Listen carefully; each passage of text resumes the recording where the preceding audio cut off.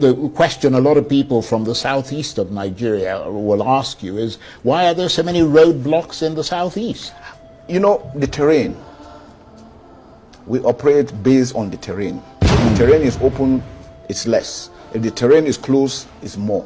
Because if you don't do that, you give the ability of the enemy to move around freely. But there is the same kind of terrain in the southwest. There is the same kind of terrain in the Midwest. Depending on your time zone and location, why are there so many roadblocks in the southeast? Yes, the Chief of Defense Staff, General Christopher Musa Aptago, will be granting answers to that question.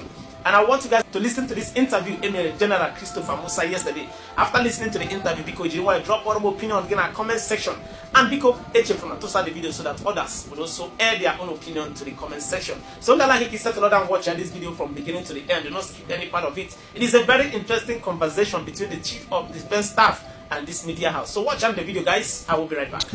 Why are there so many roadblocks in the southeast? You know, the terrain. We operate based on the terrain. If the terrain is open, it's less. If the terrain is closed, it's more. Because if you don't do that, you give the ability of the enemy to move around freely. But there is the same kind of terrain in the southwest.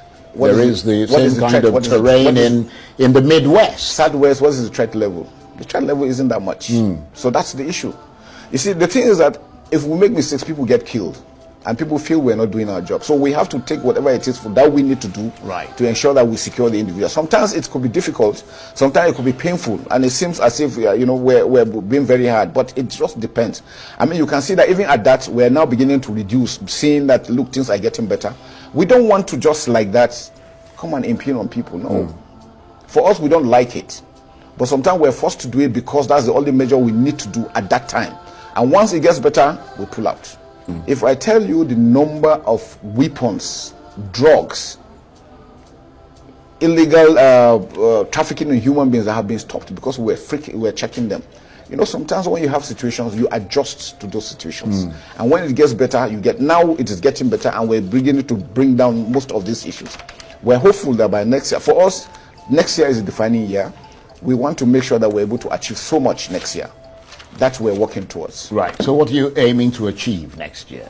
Peace, more peace for Nigeria. Now it is on, at least most Abuja-Kaduna road used to be very, very tense. Now you move around very well. You go there at night, it's unbelievable when you see people moving around. So we want to make sure that there's that peace. Chafe road used to be very bad. Since we've deployed, things have improved. And all over the country. So we're doing so much to ensure that Nigeria is peaceful.